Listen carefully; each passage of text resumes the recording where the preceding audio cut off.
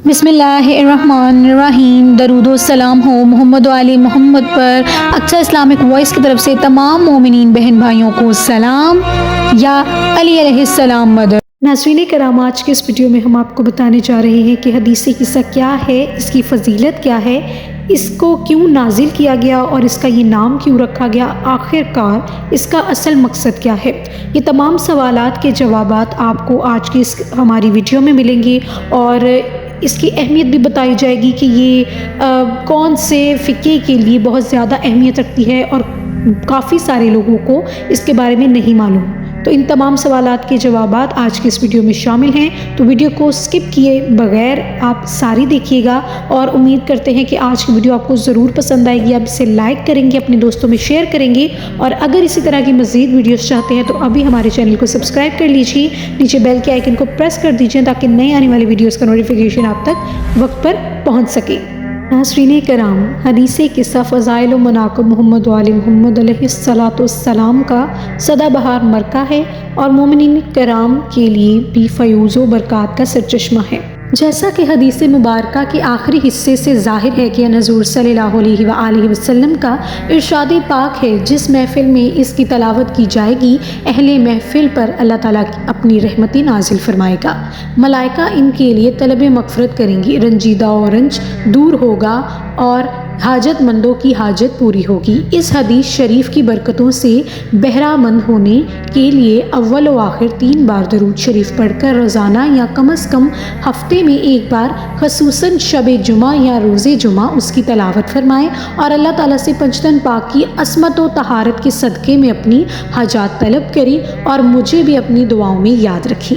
इस हदीस किस्सा से मुतल्लिका लोगों की मरहूमीन और जुमला मोमिनीन व मोमिनात मरहूमीन की मग़फ़िरत के लिए सूरत फ़ातिहा की दरख्वास्त है।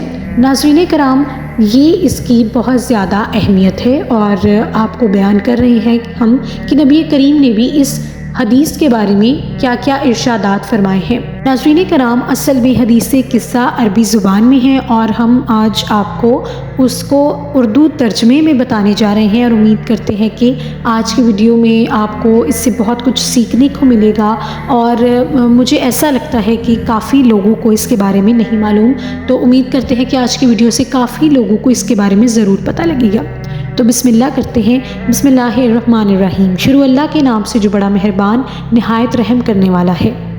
हज़रत बीबी फ़ातिमा तो ज़हरा सलामुल्लाह अलैहा साहबज़ादी रसूल खुदा से रवायत करते हैं कि मैंने हज़रत बीबी फ़ातिमा सलामुल्लाह अलैहा को फरमाते सुना कि मेरे बाबा जान हज़रत रसूल खुदा सल्लल्लाहु अलैहि वसल्लम एक दिन मेरे घर तशरीफ़ लाए और फरमाने लगे, फ़ातिमा तुम पर सलाम हो। मैंने जवाब दिया, बाबा जान आप पर भी सलाम हो। फिर आप सल्लल्लाहु अलैहि वसल्लम ने फरमाया, मैं अपने जिस्म में कमज़ोरी सी महसूस कर रहा हूँ। मैंने कहा, बाबा जान खुदा ना करे जो आप सल्लम कमज़ोर हों। फिर आप सल्लम ने फरमाया, ए फ़ातिमा मुझे यमनी चादर लाकर उड़ा दो। चुनाचा मैं यमनी चादर ले आई और वो मैंने आप सल्लम को उड़ा दी। मैं बराबर आप सल्लम की बदलती हुई कैफियत का मुशाहिदा करने लगी। एकदम क्या देखती हूँ कि आप सल्लम का चेहरा मुबारक 14वीं रात के चाँद की तरह चमकने लगा। एक साथ नहीं गुजरी थी कि मेरे बेटे हसन अलैहिस्सलाम आ गए और बोले, आप पर सलाम हो अम्मी जान। मैंने जवाब दिया, तुम पर भी सलाम हो। मेरी आँख के तारे, मेरे दिल के टुकड़े। फिर वो कहने लगी, अम्मी जान मुझे घर में अपने नाना जान रसूल खुदा की पाक खुशबू आ रही है। मैंने कहा, हाँ तुम्हारे नाना जान यहीं चादर ओढ़े तशरीफ़ रखे हैं। इस पर मौला हसन अलैहिस्सलाम चादर की तरफ बढ़े और कहने लगे, नाना जान ए खुदा के रसूल सल्लल्लाहु अलैहि वसल्लम आप पर सलाम हो। क्या मुझे इजाज़त है कि मैं भी आप सल्लम के पास चादर में आ जाऊँ? आप सल्लम ने जवाब दिया, तुम पर भी सलाम हो मेरे बेटे, हाँ तुम्हें इजाज़त है। बस मौला हसन अलैहिस्सलाम भी आप सल्लम की पास चादर में पहुंच गए। एक साथ नहीं गुजरी थी कि मेरे बेटे इमाम हुसैन अलैहिस्सलाम आ गए और कहने लगे, सलाम हो आप पर ए अम्मी जान। मैंने जवाब दिया, तुम पर भी सलाम हो मेरे बेटे। मेरी आँख के तारे, میرے لخت جگر۔ پھر وہ مجھ سے کہنے لگے امی جان مجھے گھر میں اپنے نانا جان رسول خدا کی سی پاک خوشبو آ رہی ہے۔ میں نے کہا ہاں تمہارے نانا جان اور بھائی جان دونوں چادر کے اندر ہیں۔ اس پر مولا حسین علیہ السلام چادر کے قریب گئے اور بولے آپ صلی اللہ علیہ وسلم پر سلام ہو نانا جان، آپ صلی اللہ علیہ وسلم پر سلام ہو۔ اے خدا کے مختار نبی صلی اللہ علیہ وآلہ وسلم، آپ صلی اللہ علیہ وسلم کی اجازت ہے کہ میں بھی آپ صلی اللہ علیہ وسلم اور میرے بھائی کے پاس چادر میں آ جاؤں۔ آپ نے فرمایا تم پر بھی سلام ہو میرے بیٹے، میری امت کو بخشنے والے، تمہیں اجازت ہے۔ پس حسین علیہ السلام بھی ان دونوں کے پاس چادر میں داخل ہو گئے۔ اسی اثناء میں ابو الحسن علی ابن ابی طالب علیہ السلام آ گئے اور بولے تم پر سلام ہو اے رسول خدا کی بیٹی۔ میں نے جواب دیا آپ پر بھی سلام ہو اے ابو الحسن، اے امیر المومنین علیہ السلام۔ پھر وہ کہنے لگے فاطمہ مجھے گھر میں اپنے بھائی اپنے غم زدہ رسول خدا کی جیسی پاک خوشبو آ رہی ہے۔ میں نے جواب دیا ہاں وہ آپ کے دونوں بیٹوں سمیت چادر کے اندر ہیں۔ پھر علی علیہ السلام چادر کے قریب گئے اور بولے آپ صلی اللہ علیہ وسلم پر سلام ہو یا رسول اللہ، کیا مجھے بھی اجازت ہے کہ میں آپ صلی اللہ علیہ وسلم کے پاس چادر میں آ جاؤں؟ بابا جان ان سے فرمایا تم پر بھی سلام ہو میرے بھائی اور میرے وصی، میرے جانشین اور میرے علمبردار، تمہیں اجازت ہے۔ بس مولا علی علیہ السلام چادر میں داخل ہو گئے۔ پھر میں چادر کے قریب گئی اور کہا سلام ہو آپ پر اے بابا جان یا رسول خدا صلی اللہ علیہ وآلہ وسلم، کیا مجھے بھی اجازت ہے کہ آپ کے پاس چادر میں آ جاؤں؟ بابا جان نے فرمایا تم پر بھی سلام ہو میری بیٹی، میرے جگر کے ٹکڑے، تمہیں بھی اجازت ہے۔ پس میں بھی چادر میں داخل ہو گئی۔ جب ہم سب چادر میں اکٹھے ہو گئے تو بابا جان نے چادر کے دونوں کناروں کو پکڑا اور اپنے دائیں ہاتھ سے آسمان کی طرف اشارہ کر کے فرمایا اے اللہ یہ میری اہل بیت اور میرے خاص لوگ اور میرے حامی ہیں، ان کا گوشت میرا گوشت اور ان کا خون میرا خون ہے، جو انہیں ستاتا ہے وہ مجھے ستاتا ہے اور جو انہیں رنجیدہ کرتا ہے وہ مجھے رنج پہنچاتا ہے۔ میں اس سے لڑوں گا جو ان سے لڑے گا اور اس سے صلح رکھوں گا جو ان سے صلح رکھے گا، اور جو ان سے دشمنی رکھے گا میں بھی اس سے دشمنی رکھوں گا، اور میں بھی اس سے محبت رکھوں گا جو ان سے محبت رکھے گا، کیونکہ یہ مجھ سے ہیں اور میں ان سے ہوں۔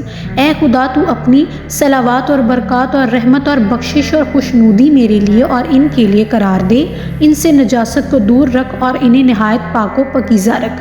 پھر خدائے برزرگ و برتر نے فرمایا اے میرے فرشتوں اور اے میرے آسمانوں میں رہنے والوں، میں نے یہ مضبوط آسمان اور پھیلی ہوئی زمین اور روشن چاند اور چمکتا سورج اور گھومتے سیارے اور چھلکتا سمندر اور تیرتی کشتی، یہ ساری چیزیں انہی 5 افراد کی خاطر اور انہی کی محبت میں پیدا کی ہیں جو اس چادر کے نیچے ہیں۔ اس پر جبریل امین علیہ السلام نے پوچھا پروردگار عالم یہ چادر اوڑھنے والی ہستیاں کون ہیں؟ اس پر خداوند عالم نے فرمایا یہ نبی کریم کے اہل بیت اور رسالت کا خزانہ ہے، یہ فاطمہ سلام اللہ علیہ ہیں، ان کے والد بزرگوار، ان کا شوہر اور ان کے 2 بیٹے ہیں۔ جبرائیل امین نے عرض کیا اے میرے پروردگار کیا مجھے اجازت ہے کہ میں بھی زمین پر اتروں اور ان کے ساتھ شامل ہو کر چھٹا فرد بن جاؤں؟ خدا نے فرمایا ہاں تمہیں اجازت ہے۔ پس جبرائیل امین زمین پر اترے اور کہنے لگے سلام ہو آپ پر اے خدا کے رسول، خدائے بزرگ و برتر آپ صلی اللہ علیہ وسلم کو سلام کہتا ہے اور آپ صلی اللہ علیہ وسلم کو درود اور احترام سے سرفراز فرماتا ہے، اور آپ صلی اللہ علیہ وسلم سے فرماتا ہے کہ مجھے اپنی عزت اور جلال کی قسم میں نے یہ مضبوط آسمان اور پھیلی ہوئی زمین اور روشن چاند اور چمکتا ہوا سورج اور گھومتے سیارے اور چھلکتا سمندر اور تیرتی کشتی، یہ ساری چیزیں صرف آپ صلی اللہ علیہ وسلم کی محبت اور صدقے میں پیدا کی ہیں، اور خدا نے مجھے اجازت دی ہے کہ میں بھی آپ صلی اللہ علیہ وآلہ وسلم کے پاس چادر کے اندر آ جاؤں۔ یا رسول اللہ کیا آپ بھی مجھے اجازت دیتے ہیں؟ رسول خدا نے فرمایا اور تم پر بھی سلام ہو اے خدا کی وحی کے امین، ہاں تمہیں بھی اجازت ہے۔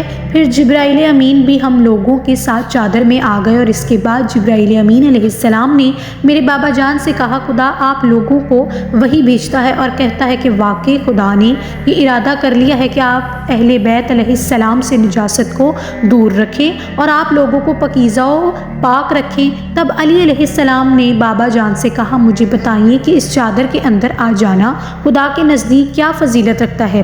تو رسول خدا صلی اللہ علیہ وآلہ وسلم نے فرمایا اس ذات کی قسم جس نے مجھے نبی بنایا اور لوگوں کی نجات کی خاطر مجھے رسالت کے لیے منتخب کیا، اہل زمین کی جس محفل میں ہمارے شیعہ اور دوست دار اکٹھے ہوں گے اور ہماری یہ حدیث بیان کریں گے تو ان پر خدا کی رحمت نازل ہوگی، فرشتے ان کو حلقے میں لے لیں گے اور جب تک وہ لوگ محفل سے رخصت نہیں ہو جائیں گے ان کے گناہوں کی بخشش کے لیے دعا کرتے رہیں گے۔ اس پر علی علیہ السلام نے کہا، خدا کی قسم ہم اس وقت کامیاب ہو گئے اور ہمارے شیعہ بھی کامیاب ہو گئے۔ پھر رسول خدا نے فرمایا، اے علی علیہ السلام، اس ذات کی قسم جس نے مجھے سچا نبی بنایا اور لوگوں کی نجات کی خاطر رسالت کے لیے منتخب کیا، اہل زمین کی جس کسی محفل میں ہمارے شیعہ اور دوست دار اکٹھے ہوں گے اور ہماری یہ حدیث بیان کریں گے، اس میں جو کوئی دکھی ہوگا خدا اس کا دکھ دور کرے گا، جو غم زدہ ہوگا اس سے کو غم سے چھٹکارا دے گا اور جو کوئی حاجت مند ہوگا خدا اس کی حاجت پوری کر دے گا۔ پھر علی علیہ السلام نے فرمایا، با خدا ہم نے اس وقت کامیابی اور برکت پائی اور اس طرح ہمارے شیعہ بھی کامیاب ہوئے اور خوش نصیب ٹھہرے دنیا اور آخرت میں، اور کعبے کے رب کی قسم۔ ناظرین کرام، یہ تھی ہماری آج کی ویڈیو، اور اس ویڈیو میں ضرور آپ کے سوالوں کا جواب آپ کو مل گیا ہوگا اور آپ کو اس بات سے بھی اندازہ ہو گیا ہوگا کہ یہ حدیث کن لوگوں کے لیے بہت زیادہ اہمیت رکھتی ہے، بلکہ یہ ہماری پوری مسلم امت کے لیے اہمیت رکھتی ہے، کیونکہ نبی کریم نے کہا ہے کہ جو میری اہل بیت سے محبت کرے گا تو میں بھی اس سے محبت کروں گا، اور جو ان سے بغض یا دشمنی رکھے گا تو میں بھی ان کے ساتھ ویسا ہی برتاؤ کروں گا۔ امید کرتے ہیں آج کی ویڈیو آپ کو ضرور اچھی لگی ہوگی، تو آپ اسے لائک کریں گے، اپنے دوستوں میں شیئر کریں گے، اور اگر اسی طرح کی مزید ویڈیوز چاہتے ہیں تو ہمارے چینل کو ضرور سبسکرائب کیجیے گا۔ کامنٹ سیکشن میں اگر ہم سے کوئی غلطی کوتاہی ہو گئی ہو تو وہ ضرور ہائی لائٹ کیجیے گا۔ اقصی اسلامک وائس کو دیجیے اجازت۔ درود و سلام ہو محمد و آل محمد پر۔